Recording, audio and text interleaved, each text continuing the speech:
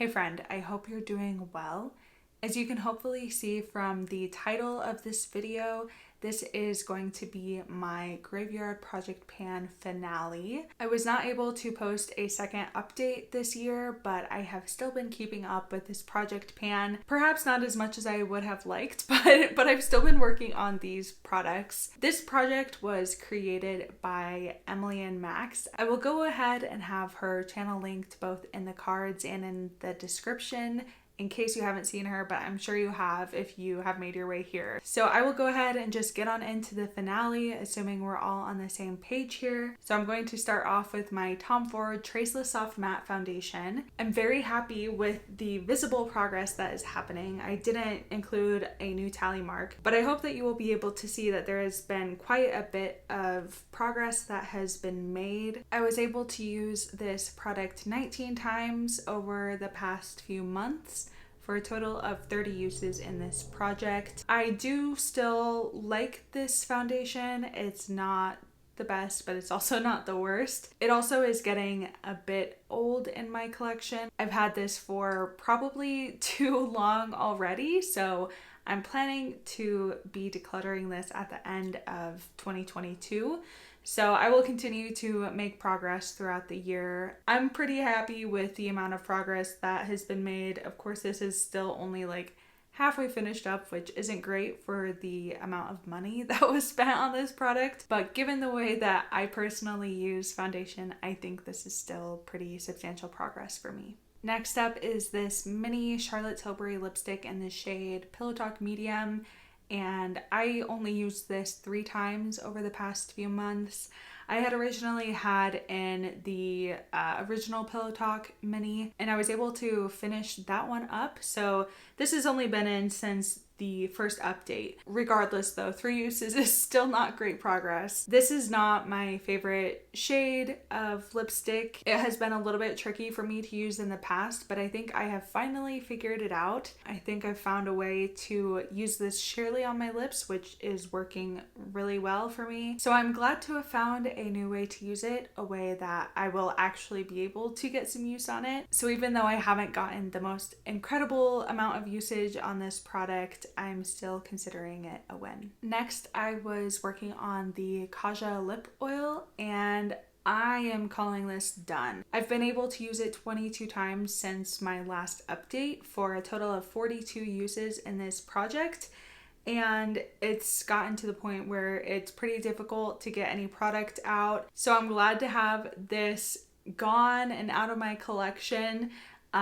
It's not my favorite formula of lip oil, and every time that I use it, it just kind of leaves me with like lingering chunks of glitter on my lips. That hasn't been my favorite, so I'm glad to have used this up. Next up is my Becca Champagne Pop Mini Highlighter.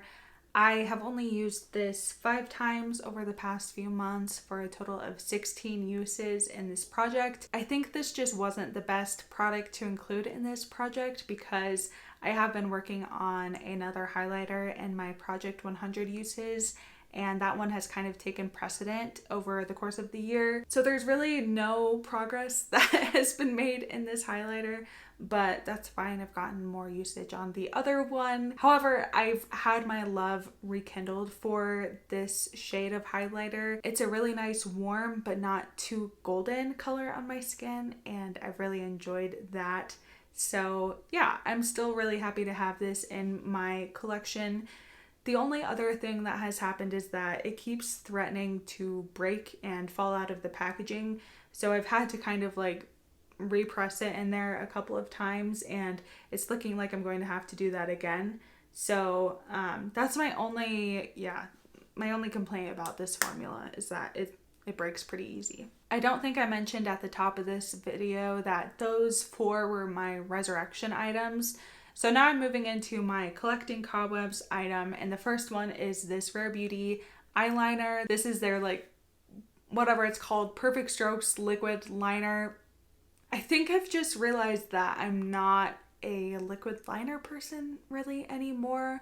I used to really love the Stila liquid liner. I've had I don't even know how many of the Stila liners, But after finishing up my most recent one, I don't even know how long ago now, I decided to pick up this Rare Beauty liner because at the time it was brand new. This one doesn't have quite as much of a matte finish to it, which I don't like, but also I've just found that it looks really heavy on my eyes. It's not the most flattering look for me, at least in my opinion. So this just hasn't gotten a lot of use. I used it 2 more times for a total of 4 uses in this project.